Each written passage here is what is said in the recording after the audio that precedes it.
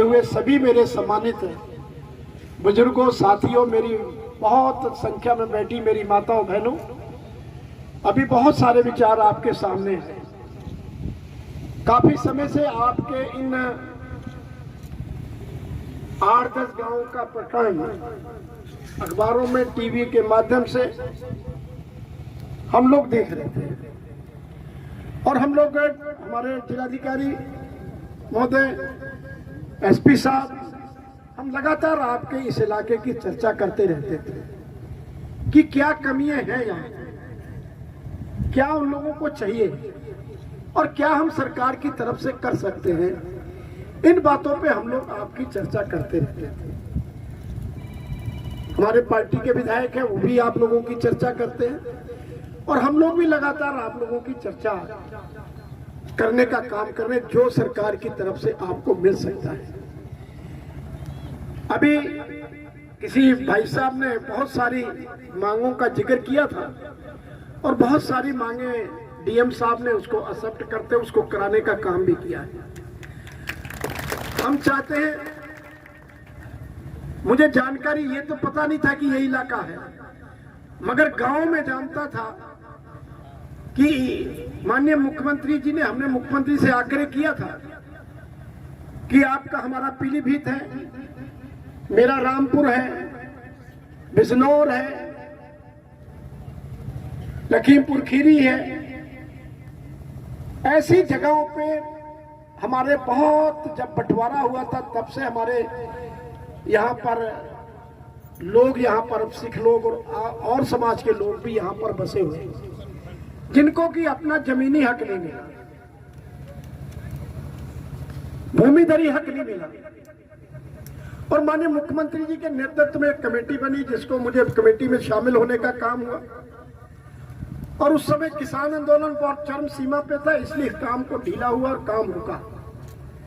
अब फिर हम लोगों ने आग्रह करके और पूरी आपकी यहां से, जिले से, डीएम महोदय की तरफ से, कमिश्नर साहब के महोदय के प्रयास से सारी की सारी आपकी जानकारी हम लोगों पर, डाटा आपका हमारे पास आ गया है, जिसमें कि 23 परिवार जो नानक मता से यहाँ पर बसे हुए हैं, 121 परिवार जो यहाँ से जा भी चुके हैं और 900 एकड़ के जमीन के, जिसके की जंगलात की जमीन है, फॉरेस्ट की जमीन है, जो कि आप बैठे हैं, आपको तरह तरह से कभी न कभी तंग करने का काम करते हैं।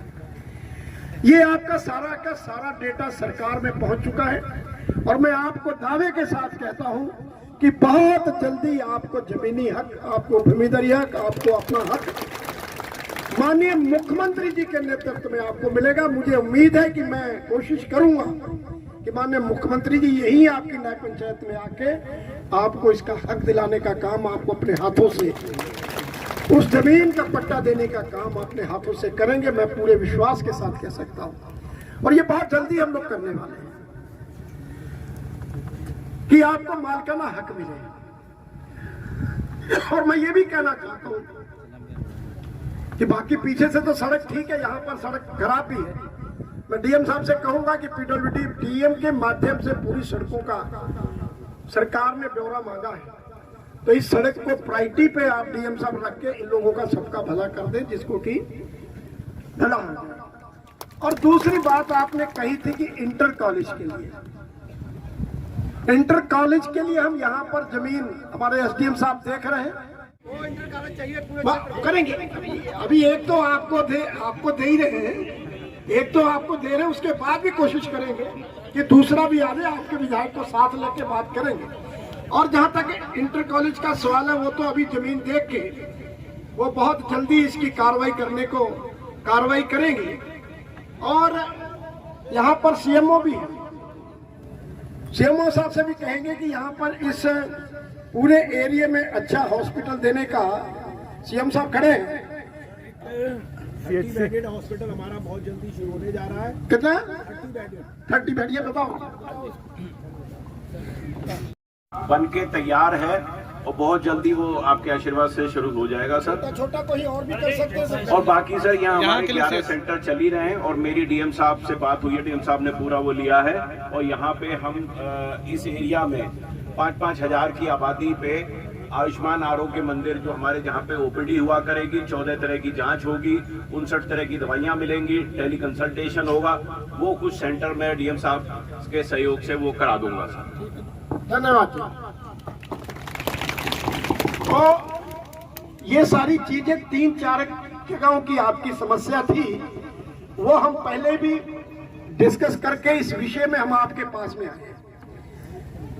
जग्गी जी ने और सब सतनाम सिंह जी ने और जर्नैल सिंह ने यहाँ सब ने कहा कि एक बार कार्यक्रम आप इस इलाके में रखिए, तो मैंने कहा मैं अभी परसों कल ही विदेश से आया था, तो मैंने कहा मैं बिल्कुल आऊंगा, मैं रुक भी सकता था मगर कार्यक्रम दे चुका था, इसलिए हम आपके बीच में आए हैं। और दूसरी बात, अभी एसपी साहब ने कहा कि बहुत अच्छी बात कही, बॉर्डर का एरिया है, आप यहाँ पर बहुत सारे लोग ऐसे होंगे जो गलत काम कभी न कभी कोई करते होंगे, तो आपके इस समाज को नुकसान हो सकता है, उस समाज को नुकसान ना हो उसके लिए भी आप थोड़ा सा जानकारी देंगे तो उनके ऊपर कार्रवाई होगी, तो आगे किसी का नुकसान नहीं होगा। और दूसरी बात मैं आपके खुले मन से कहना चाहता हूं कि सारे समाजों को अपना जीने का हक है, अपने तरीके के जीने का हक है, मगर किसी दूसरे समाज को कोई भी गलत काम करने का हक नहीं है, वो यहाँ पर बर्दाश्त नहीं होता। और मैं आपसे ये कहना चाहता हूँ, आपको पता ये सिक्खी कैसे प्राप्त हुई है? बहुत सारे लोग जानते होंगे, जो नई पीढ़ी है, इसके लिए इतिहास के स्वर्ण अक्षरों में लिखा है कि गुरु तेग बहादुर जी ने दिल्ली में अपना शीश कटाया, गुरु गोविंद सिंह के साहिबजादों ने सरहंद में अपने को बलि दी, माता गुजरी ने अपनी बलि दी, और गुरु नानक देव जी से लेके गुरु गोविंद सिंह जी तक साहिबजादों तक इस प्रथा को, इसको आपको सिक्खी का स्वरूप देने का जो काम किया, ये ऐसे नहीं मिला।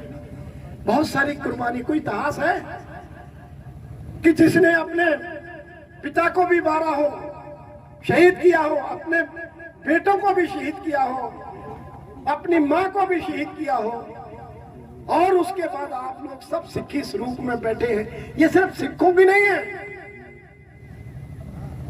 ये सारे समाजों की है। अगर नहीं देते गुरु तेग बहादुर कुर्बानी, अगर नहीं देते साहिबजादे कुर्बानी, नहीं देती माता गुजरी कुर्बानी, तो आज किस हालत में होते मुझे कहने की जरूरत नहीं है। आप कहते हैं ना कि आपकी सुन्नत होती सबकी, गुरु ग्रंथ साहब में लिखा, ना कहूं तब की ना कहूं अब की, नहीं होते गुरु गोविंद सिंह जी तो सुन्नत होती सबकी। ये मुझे कहने में भरेज नहीं है, मगर हम लोगों को बहकना नहीं चाहिए। लालच, काय का लालच है? किस तरह का लालच है? अरे ये कौम तो कुर्बानी वाली कौम है,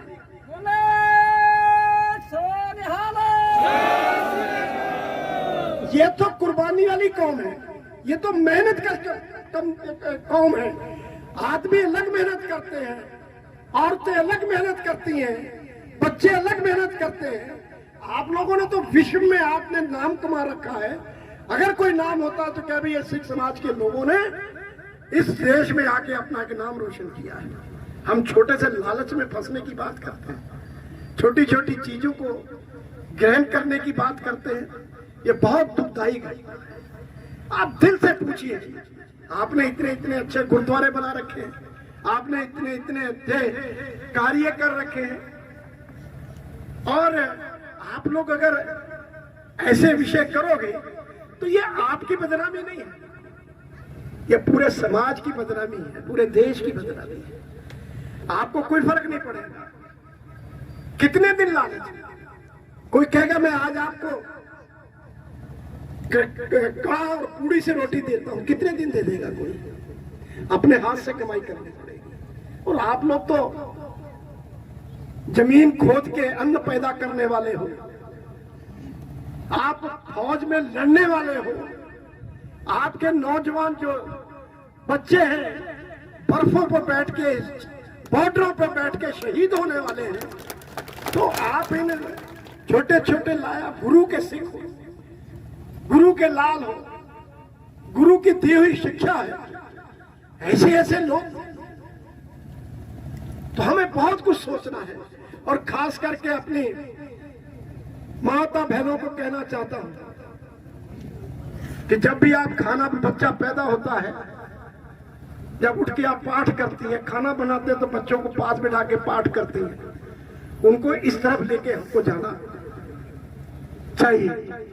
बहुत अच्छा है, गुरु के सिख बने हुए हैं बच्चे, बहुत सारे लोग इसमें काम कर रहे हैं, मगर कुछ लोग जो हैं, कुछ मुट्ठी भर लोग, वो अपने समाज को, अपनी कौम को बदनाम करने का काम करते हैं। हम लोगों को, सबको मिलकर, हम ये किसी के समाज की बात नहीं करते, हर समाज के व्यक्ति को अपने जीवन जीने का हक है, अपने धर्म को मानने का हक है, मगर दूसरे धर्म पर भी लालच दे के किसी को भी गुमराह करने का हक नहीं है। और उसके लिए हमें खुद जागरूक होना पड़ेगा, हमें खुद इस चीज से निकलना होगा। मैं आज आपसे आग्रह करने आया हूं, आपसे विनती करने आया हूं कि आप इस तरफ अपने परिवार को, अपने साथियों को, अपने रिश्तेदारों को जरूर इस पर थोड़ा सा ध्यान रखेंगे। आप पूरे देश का ध्यान रखेंगे, पूरे समाज का ध्यान रखेंगे, और आपकी सबको चिंता है। ये छोटी छोटी चीजें जो हैं, हम लोगों ने बैठ के जो आपकी समस्याएं, वो हम लोग दूर करेंगे। हमने कहा है कि जो गरीब व्यक्ति है, जिस पे कच्ची छत है, उसको पक्का मकान मिलना चाहिए, उसका सर्वे होना चाहिए। और मुझे उम्मीद है कि बहुत जल्दी जिनके सर्वे हो भी चुके हैं और जिनके सर्वे नहीं भी हुए हैं, उनके भी सर्वे करा के आपको मकान का हक भी दिलाने का हमारी सरकार काम करेगी। हमारे डीएम करेंगे, हमारे यहाँ पीडीओ हैं, हमारे एसडीएम हैं, ये सारे के सारे आपको जानकारी, अगर कोई रहे फिर भी तो आप मेरे से जरूर मुझे बता दें, मैं चिट्ठी जरूर लिख दें, मेरे पास जरूर सूचना आ जाए, तो मैं आपकी वकालत यहाँ पे करूंगा। आपको किसी को भी कच्चे घर में, छप्पर में रहने की जरूरत नहीं है। आपको पक्का मकान दिलवाने का काम करेंगे, आपको शौचालय दिलवाने का काम करेंगे, आपको 5 लाख तक का हेल्थ कार्ड जो है वो देने का काम करेंगे। तो रह गया तो सीएमओ साहब है, आप बात कर ले, नहीं हो तो मुझे जरूर बताना। हम हर तरीके के सरकार की योजनाओं को आपके धरातल तक, बगैर किसी बिचौलिए के, बगैर किसी दलाल के, आपके हद तक पहुंचाने का काम करेंगे। ये हमारा वायदा है। हमारे पार्टी के लोग बैठे हैं, हमारे पार्टी के लोग काम करेंगे, हमारे अधिकारी काम करेंगे, यहाँ के सामाजिक लोग जो हैं वो काम करेंगे। हम सब लोग मिलके आप लोगों का काम करेंगे। मगर जो मैं आज आपको इतनी बात कह के जा रहा हूँ, वो कभी भी उसको दोबारा रिपीट नहीं होनी चाहिए।